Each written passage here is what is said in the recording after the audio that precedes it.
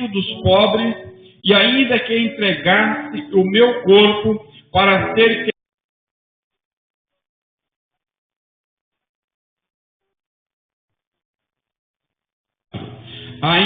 a caridade, e outra tradução diz o amor é sofredor, é benigno, o amor não é invejoso, o amor não trata com leviandade e não se ensoberbece.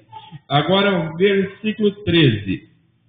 Agora, pois, permanece a fé, a esperança e o amor. Estas três, mas a maior destas é o amor. Pai, te damos graças mais uma vez pelo teu grande amor sobre a tua igreja, sobre o teu povo e sobre a igreja Manarrope, ó Pai, a vida de cada um dos teus filhos que o Senhor os trouxe a este lugar nesta noite. Ministra em nosso coração através da tua palavra, em nome de Jesus. Amém. Podem assentar, queridos, em nome de Jesus. Quando cheguei à igreja, eu aprendi que o versículo-chave da Bíblia era João 3,16. E eu fui ensinado a gravar, a memorizar esse versículo. Eu creio que uma boa parte dos irmãos lembram, mas ele diz assim, que o amor de Deus, o amor de Deus, ele é tão grande, que ele deu Jesus Cristo, todo aquele que nele crê, não pereça, mas tenha a vida eterna. Então, uma das características do amor é dar sem exigir nada em troca. E o primeiro que, através deste ato de amor, fez para conosco, foi o nosso Senhor e Salvador, Jesus Cristo. Porque mesmo antes de nós nascermos, como diz a palavra do Senhor lá no Salmo 139, quando nós estávamos lá no ventre da mãe, Deus já tinha todos os nossos dias descritos no livro da vida. Então creia que Deus tem um projeto, Deus ele tem um plano na sua vida. E a maior demonstração do plano de Deus na sua vida não é o plano somente para você viver nessa terra, mas é o plano de eternidade que ele tem para contigo. O meu pai natural, ele cuidou de mim, ele me amou juntamente com a minha família, mas ele viveu somente 74 anos nessa terra. Mas o teu Pai eterno, que é o nosso Deus, o nosso Redentor, ele quer cuidar de você, não somente o período que você irá viver nessa terra, mas sim por toda a eternidade. Do grego nós aprendemos 4 palavras que explicam a questão do amor. Primeira, ela fala do storge, que é o amor familiar, o amor entre amigos. Segundo, fala do amor filéu, que é o amor relacionamento à família.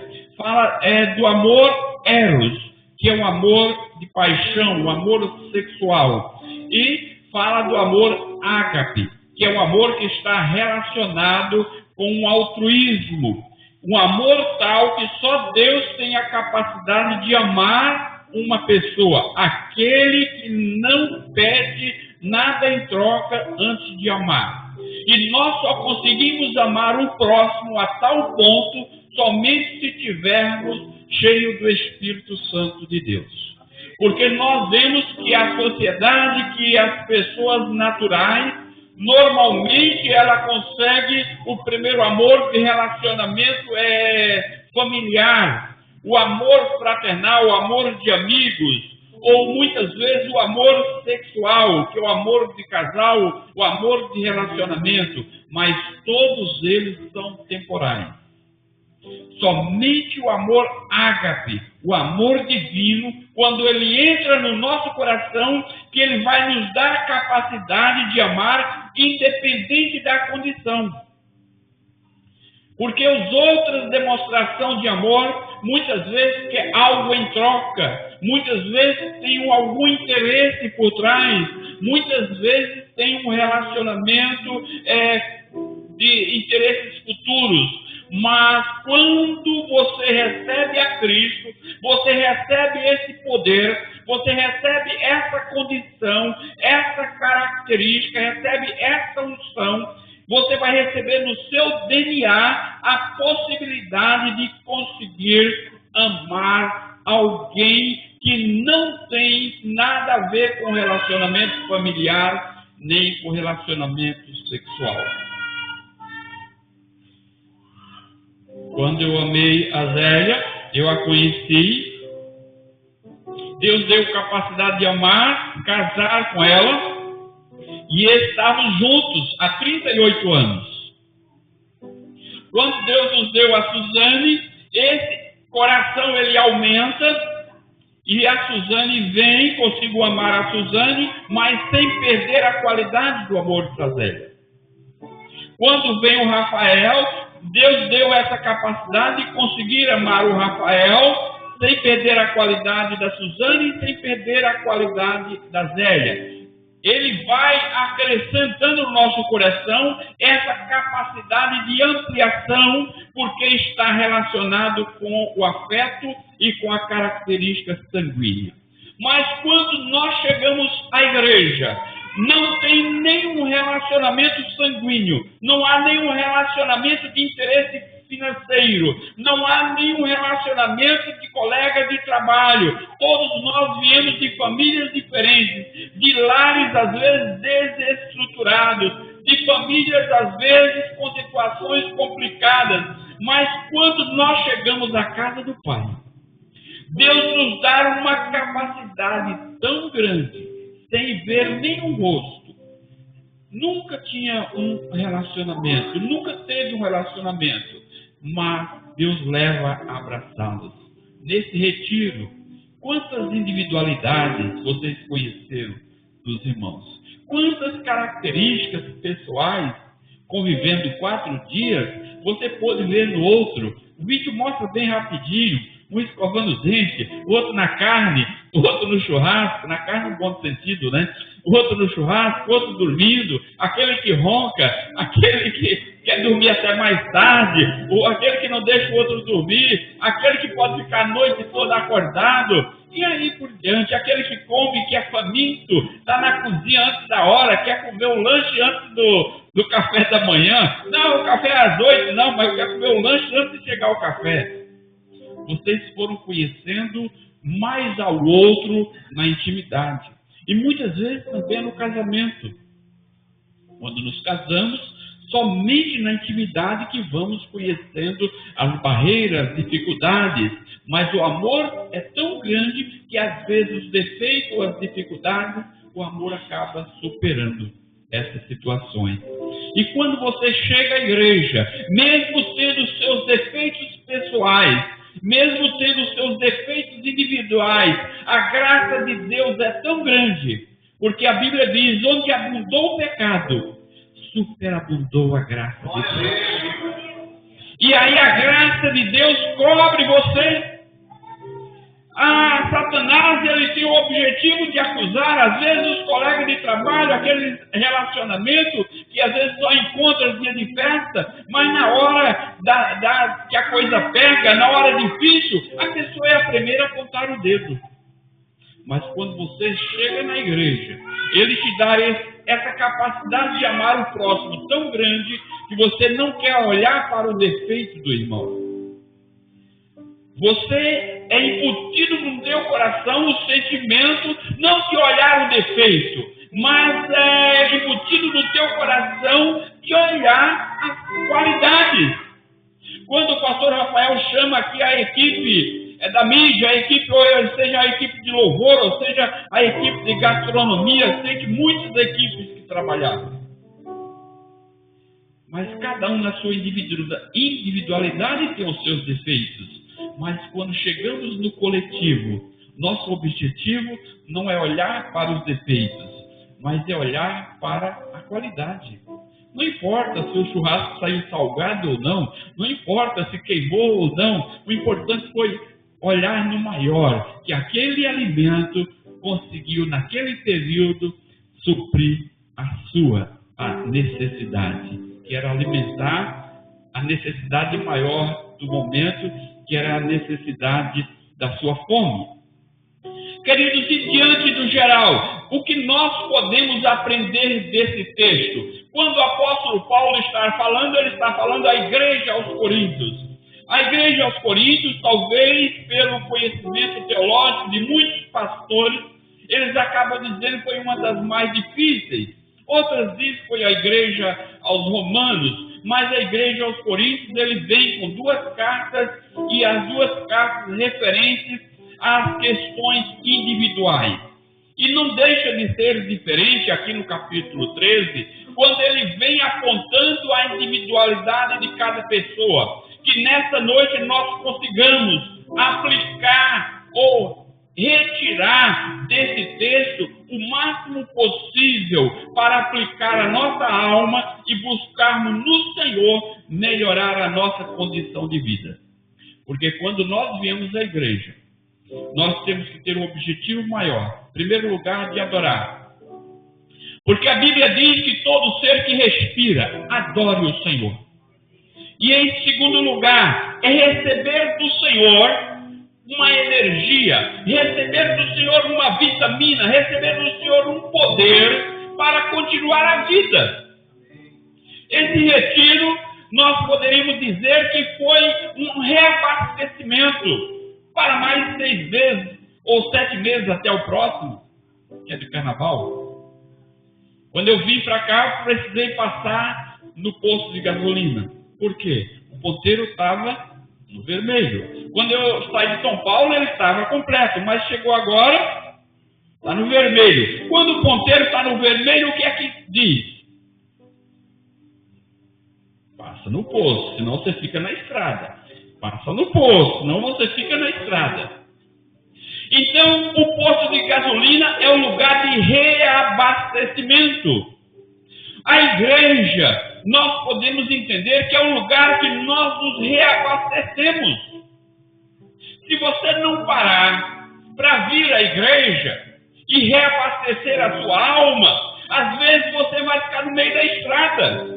Porque a igreja é um lugar de reabastecimento para a nossa alma. E cada culto que nós viemos, nós temos que buscar em Deus: Senhor, reabastece a minha alma, fortalece a minha alma, aviva a minha alma, enche-me do teu poder, enche-me da tua unção, enche-me do teu amor, Pai. Porque se eu não tiver desse amor, se eu não tiver desse combustível... Tem gente que diz que os maiores problemas dos casais é financeiro. Mas se os maiores problemas dos casais fossem financeiro, os casais ricos não se separariam. Essa é a lógica, não é isso?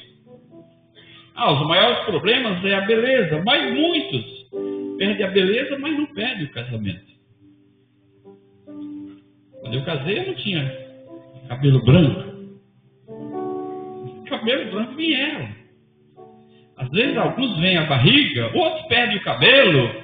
Cada um perde. Mas o que fala mais forte não é o cabelo, não é a barba, não é a barriga. O que fala mais forte é a sua alma. O amor que há dentro da sua alma para a sua esposa, para com o seu esposo. Porque o amor tem que falar mais forte.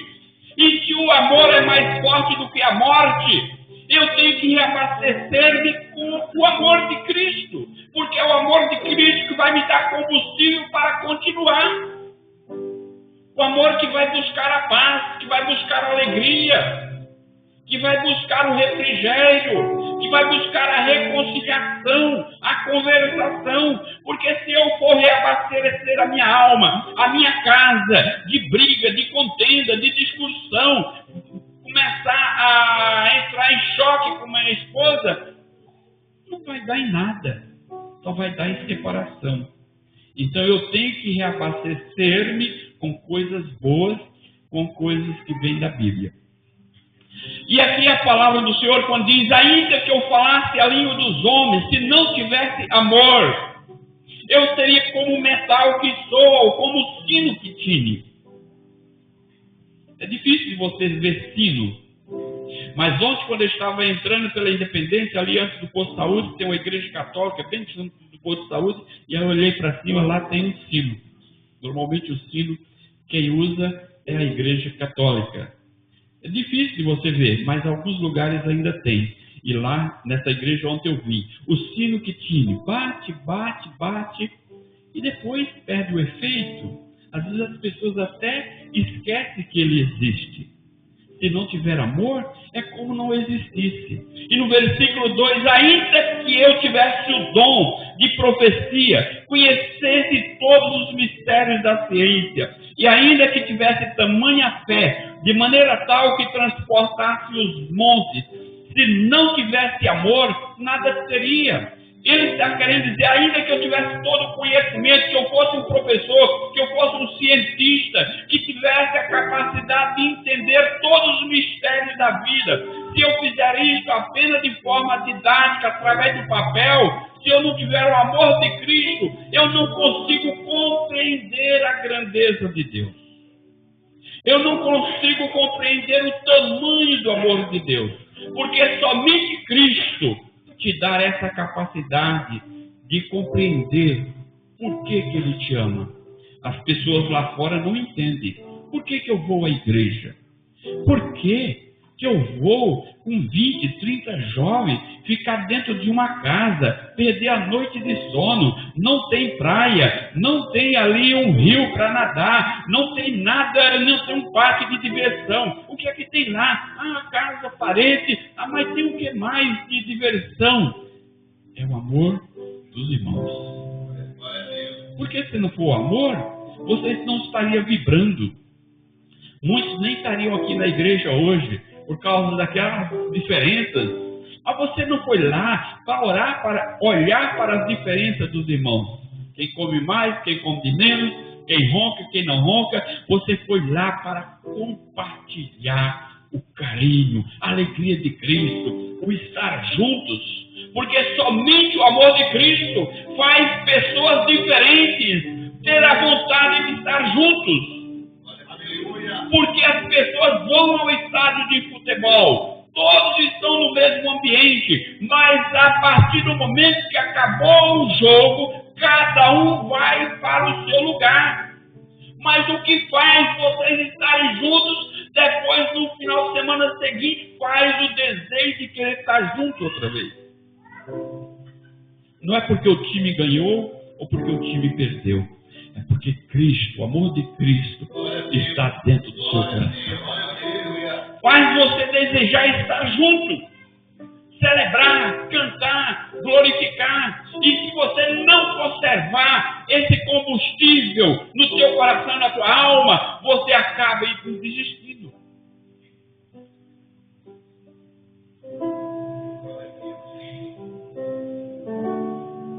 É igual churrasqueiro.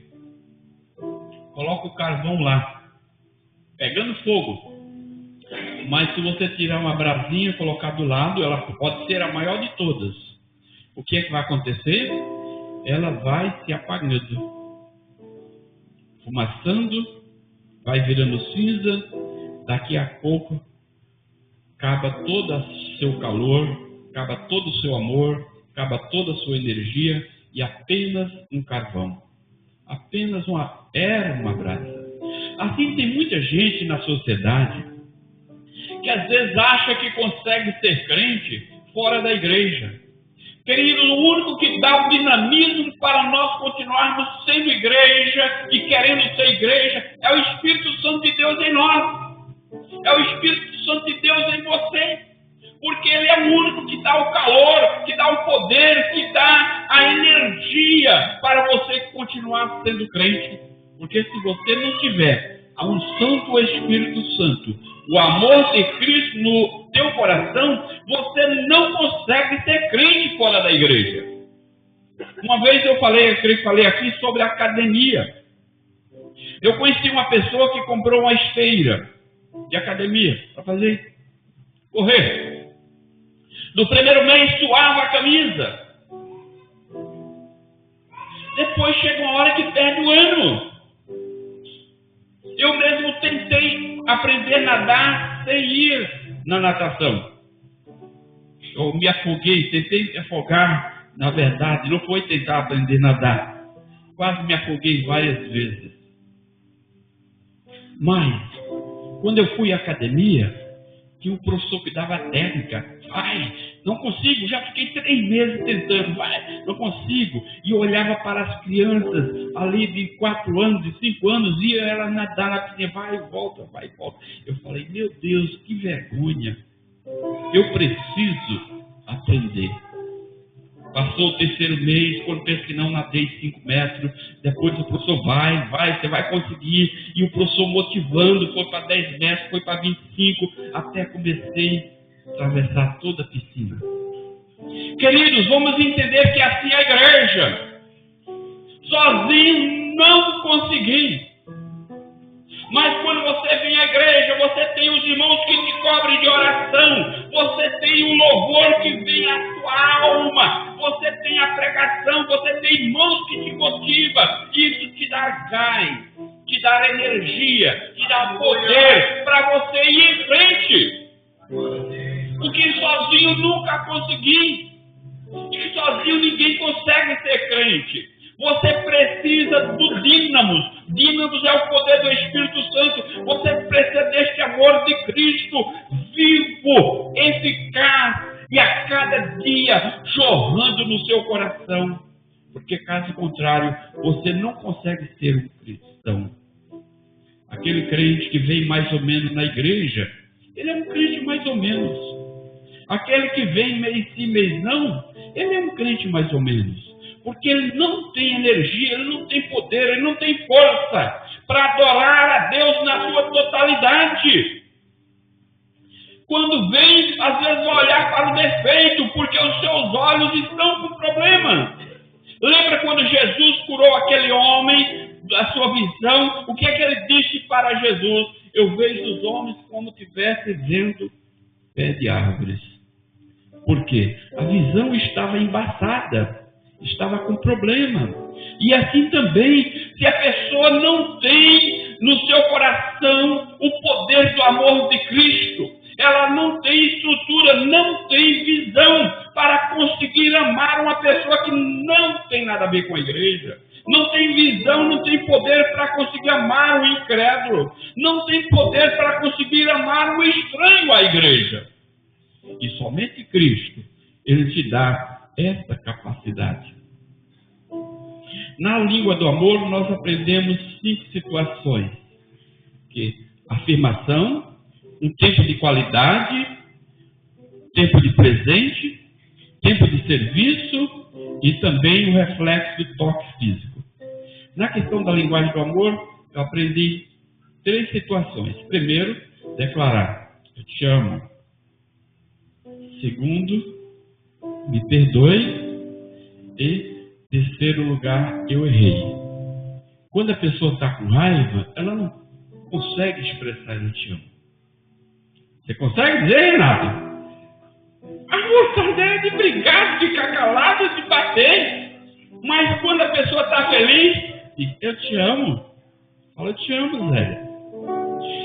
E a pessoa só consegue dizer eu errei ou me perdoe quando ela é embutida no arrependimento. E o único que pode fazer isso é o amor de Cristo. E por que muitos casais, que muitos filhos acabam ficando em dificuldade de relacionamento com os pais? Porque o ego, ele é muito forte. Ele é mais forte do que a morte. Tem gente que mata por causa do ego. Mas quando o ego é quebrado através do Espírito Santo, aí é que ela vai conseguir dizer, me perdoe. E por último, eu creio que o mais difícil é dizer, eu errei. Nem a criança quer dizer que errou. Você já viu a dificuldade? Briga, esperneia. Não, eu quero. Quem já viu a criança esperneando, rebolando no supermercado, querendo às vezes um presente de uma coisa? Ela acha que é a maneira dela conseguir. É o método que ela tem. Mas se o pai não conseguir amar aquela criança tal, ela não vai conseguir corrigir. Mas por que você vai lá e corrige? Por causa do amor paterno que está dentro de você. Imaginamos, como diz a palavra do Senhor, lá em Hebreus, capítulo 12, que se nós aceitamos a correção do nosso pai natural, que aí é por 50, 60, ou 90, ou 100 anos que vivemos sobre essa terra, se aceitamos a correção do pai natural, por que nós, como igreja, muitas vezes não aceitamos a correção de Deus? Por isso, queridos, a melhor demonstração que você tem para com Cristo é quando você reconhece que você errou, que você pecou e precisa ser coberto com o sangue de Cristo sobre a sua vida. Confesse o Senhor. Senhor, me perdoe. Eu sei que o Senhor me ama. O Senhor fez tudo por mim. Eu quero continuar na tua presença. Eu quero continuar na tua casa. Eu quero continuar na tua obra. Eu quero fazer o teu melhor. E aqui no versículo 3, quando ele diz: ainda que eu distribuísse toda a minha fortuna para o sustento dos pobres, e ainda que eu entregasse o meu corpo para ser queimado, se não tivesse amor, nada disso aproveitaria. Toda a sua fortuna, quem é que daria a sua casa pela condição de uma outra pessoa? Quem entregaria a chave de uma casa sua para outra pessoa que você não conhece? Quem daria a chave para uma outra pessoa? Nós não temos essa estrutura, eu imagino. Mas imaginar, quando Cristo te amou, ele diz, olha, quando ele diz lá em Evangelho de João, capítulo 14, eu vou vos preparar lugar. Ele está dizendo, olha, eu vou te dar uma chave do lugar para você morar comigo no meu reino. Você já imaginou? Você não fez nada para merecer antes mesmo de você ser salvo. Não é porque você foi salvo que ele te prometeu. Porque nós vivemos um amor que é o amor condicional. Amor da base da troca. Mas quando Cristo nos amou, que Ele nos prometeu a eternidade, Ele chegou e disse para você, olha, eu te amo de uma forma tal que eu preparei um lugar especial lá no meu reino e hoje eu estou te dando a chave. Você crê que você foi salvo nessa condição e que você tem esse lugar reservado? Se você ainda não crê, eu quero convidar você nessa noite a assumir na sua mente, no seu coração e na sua alma essa condição. Porque foi essa condição que Cristo fez para você. O amor dele é tão grande, que mesmo antes de você fazer qualquer coisa, ele já fez isso por você.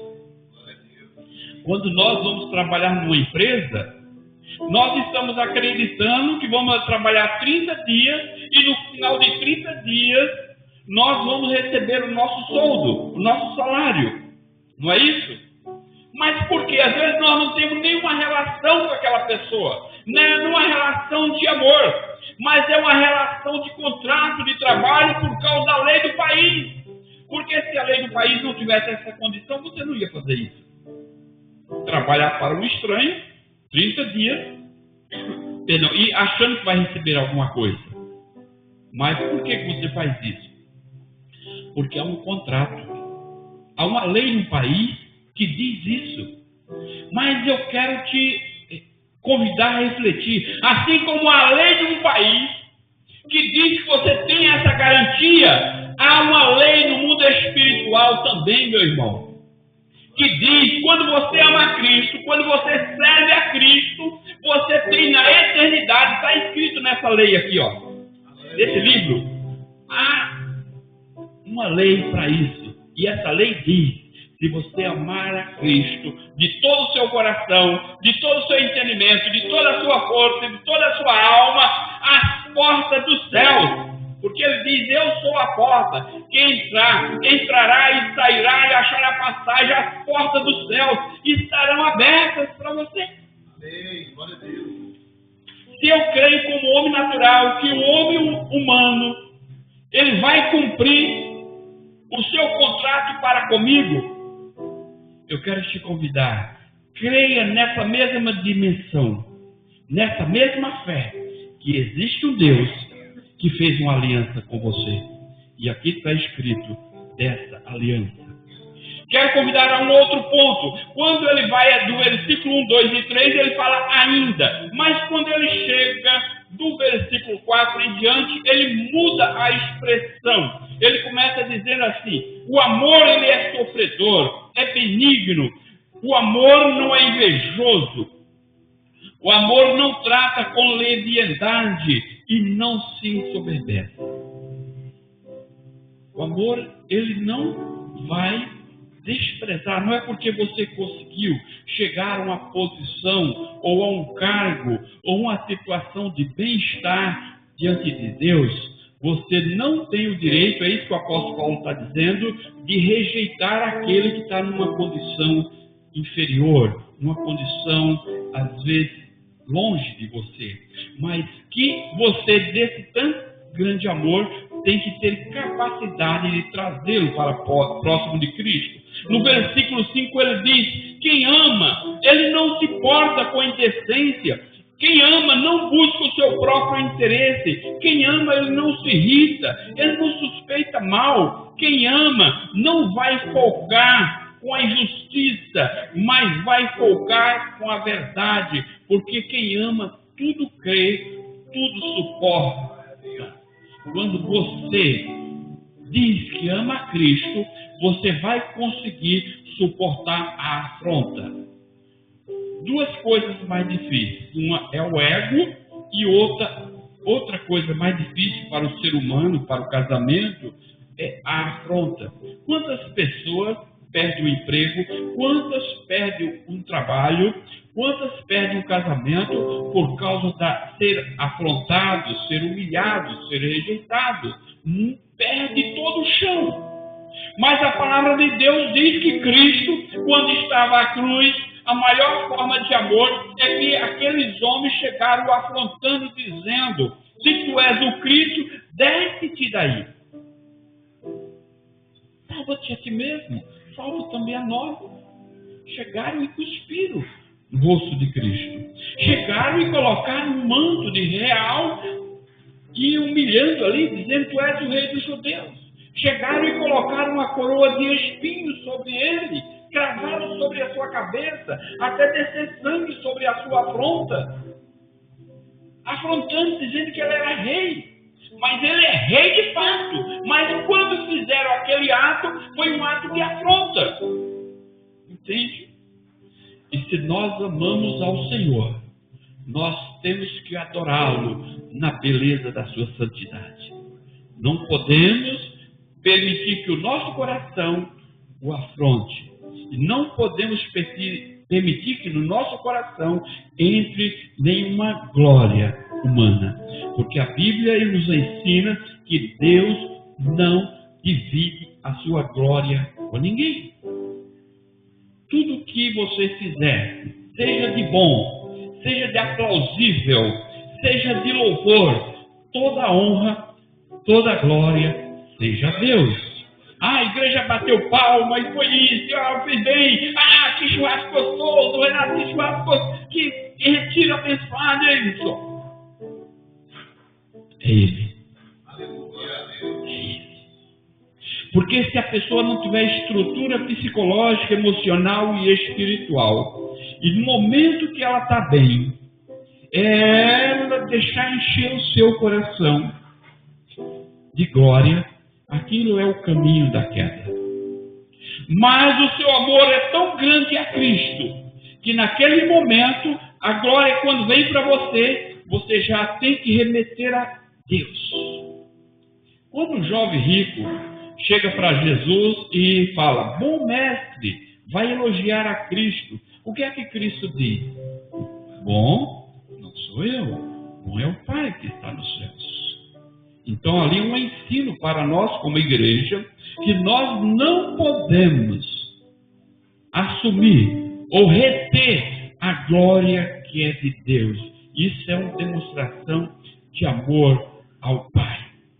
E no versículo 8, quando ele diz: todo amor nunca falha, mas havendo profecias serão aniquiladas, havendo línguas cessarão, e a ciência desaparecerá.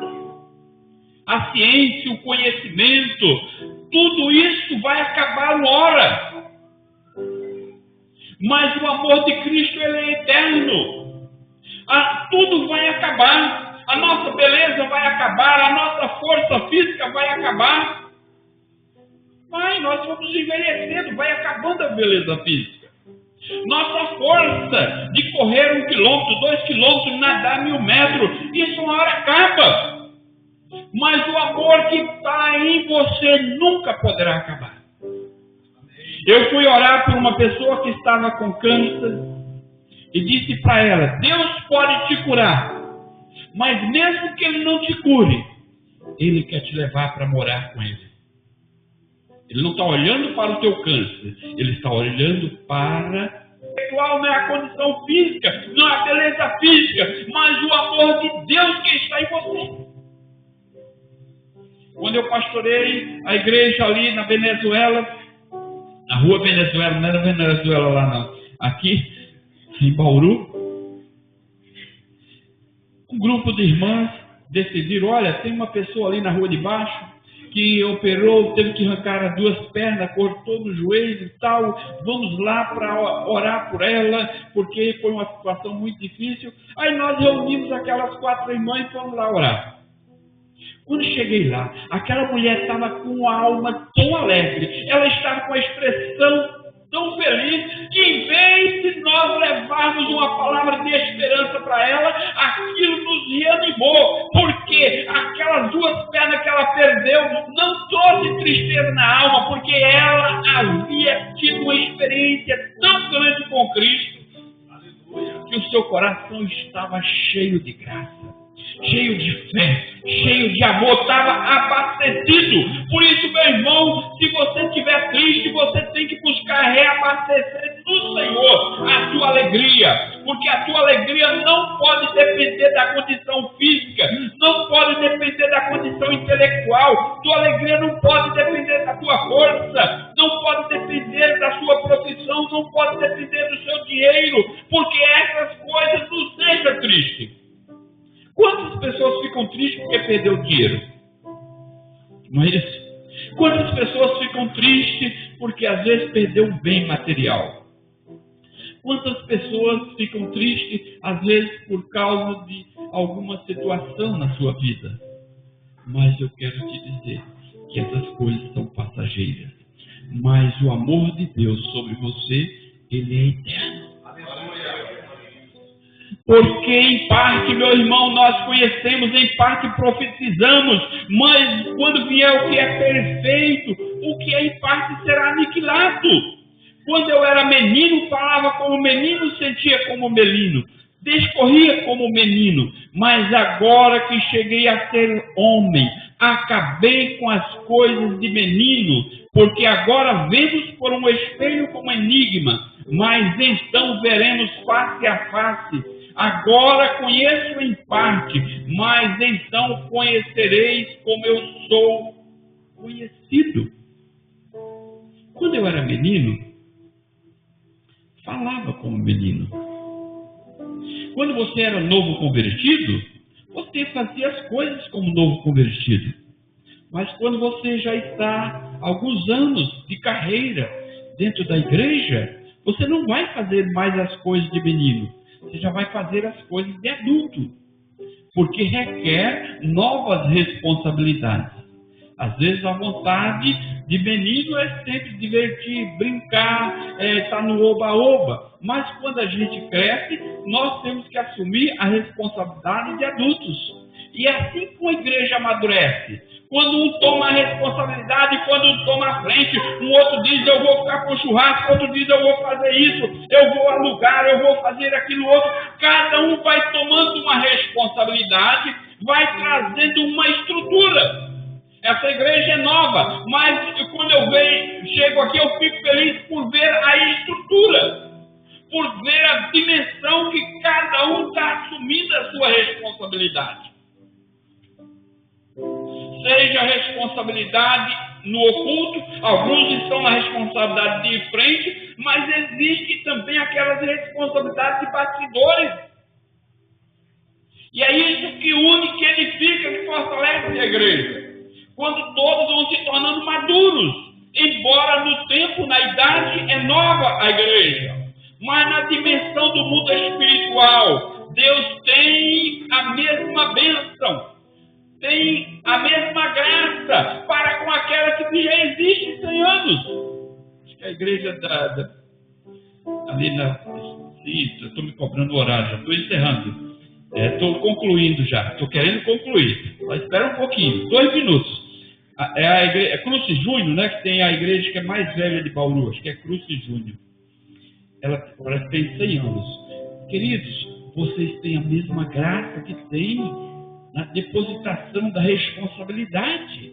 Pelo tempo, eles vão ter mais obra, mas pelo tempo de vocês estão no caminho do amadurecimento em Cristo. É isso que o apóstolo está chamando a essa responsabilidade. E nessa conclusão, eu quero deixar aí o versículo 13, quando diz que agora permanece a fé, o amor e a esperança. E o amor é o maior de todos. Então, nessa noite, abasteça sua alma com amor, com fé e com esperança. E o maior de todos, para você continuar como crente, você vai se abastecer através da mesa da comunhão. Que aqui está o cálice e aqui está o pão, em nome de Jesus. Eu gostaria de orar contigo, pastor Rafael.